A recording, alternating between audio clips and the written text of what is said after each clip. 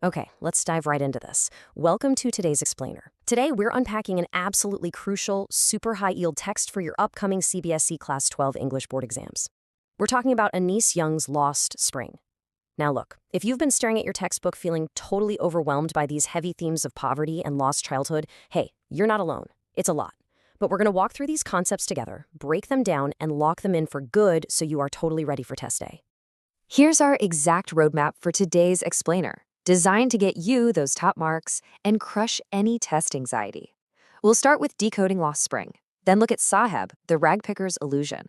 Move on to Mukesh, dreaming in the dark, break down the symbols and the poverty cycle, and finish up with those essential board exam tips. All right, Section 1, Decoding Lost Spring. Listen up, guys. I'm just going to tell you straight out. This is the foundational concept you absolutely must grasp to ace this chapter. So you've got to ask yourself, what exactly is a lost spring? I mean, it sounds really poetic, right? But understanding this title isn't optional. It's literally the core metaphor of the whole text, and examiners absolutely love to test it. Think about spring for a second. It's the season of optimism, right? Hope, new beginnings, flowers blooming, the whole shebang. In literature, it's universally used as a metaphor for the childhood stage of our lives. It's supposed to be this amazing time of innocence, playing outside, going to school. But the word lost, well, that's where the tragedy hits. For millions of children in India, this vibrant season of life is utterly, completely stolen. Grinding poverty and rigid traditions essentially condemn these kids to a life of hazardous exploitation. Their spring isn't just misplaced, it's literally lost in garbage heaps and dark factory cells. Moving on to Section 2, Saheb, the ragpicker's illusion. Let's talk about our first protagonist. Take his full name, Saheb-e-Alam. Do you know what that translates to? Lord of the Universe. And this brilliantly illustrates the profound, almost painful irony at the heart of his story. You have a kid whose name literally commands the cosmos, yet he has absolutely no idea what it means. He's roaming the streets completely barefoot, scrounging through massive garbage dumps just to make ends meet. He doesn't even own a pair of shoes, let alone rule any universe. Crazy, right? To really understand Saheb, you have to understand exactly where he lives. We're talking about Simapuri, a place of sheer, undeniable desolation. His family, along with a ton of others, migrated from Dhaka, Bangladesh, way back in 1971. Why? Because severe storms literally swept away their green fields and homes. So now they're living in squatters, mud structures with roofs made out of tin and tarpaulin. No sewage system, no drainage, zero running water. In Simapuri, survival equals one thing and one thing only: rag picking. But honestly, despite this incredibly bleak reality, Anees Jung writes something super fascinating. She says, "Garbage to them is gold." Highlight this in your head, guys. It's a massive quote for your exams. You see, for the elders in Simapuri, the garbage is their daily bread. It's how they keep a roof over their heads. It's pure basic survival. But for kids like Saheb, it's kind of wrapped in wonder. Rummaging through the filth and finding a single rupee or maybe even a silver coin, it provides this thrilling, momentary flash of hope. It's a literal treasure hunt, but one born out of extreme deprivation. Now, later in the story, Saheb actually gets a job at a tea stall. He's making 800 rupees and gets all his meals. Sounds like a decent step up, right? Well, actually, scratch that. It's more of a trap. So the crucial point is the contrast between the physical objects he carries.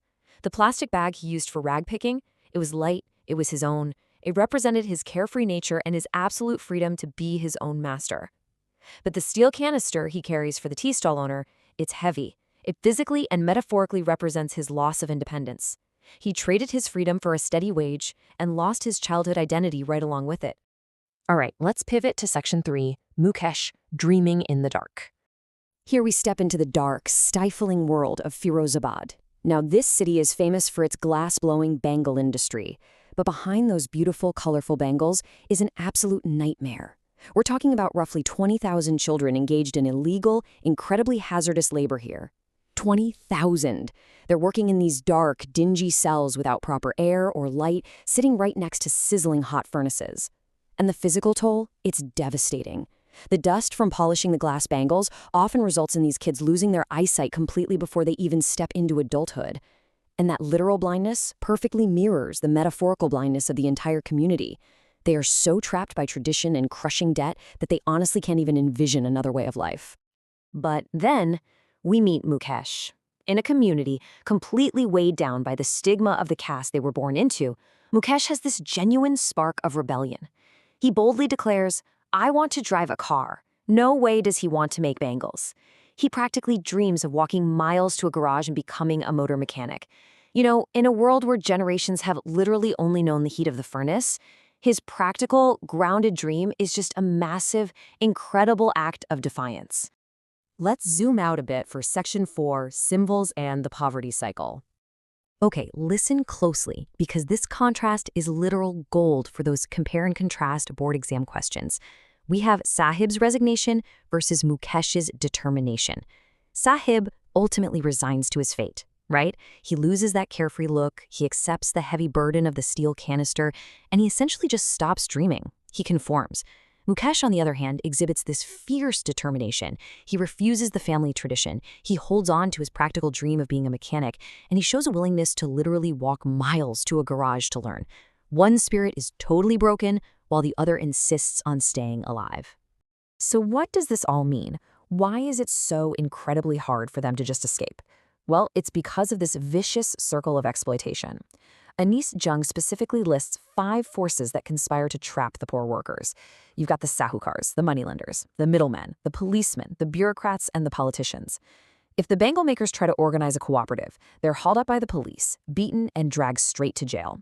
These 5 groups form an unbreakable ring that crushes initiative, kills their ability to dream, and basically ensures the poor stay in a perpetual state of poverty to serve the system. Which brings us to our final payoff. Section 5, Essential Board Exam Tips. Now let's turn all this narrative analysis into some actionable exam strategy. Examiners love, and I mean literally love, pulling exact short answer questions like, what is the irony in the name Saheb-e-Alam? Or is Saheb happy working at the tea stall? For the long answer questions, they will almost certainly ask you to explain the overarching significance of the title Lost Spring. Mastering the structures of these specific questions, contrasting our 2 boys, and explaining the title, guys, that is exactly what the examiners are looking for to award you maximum marks.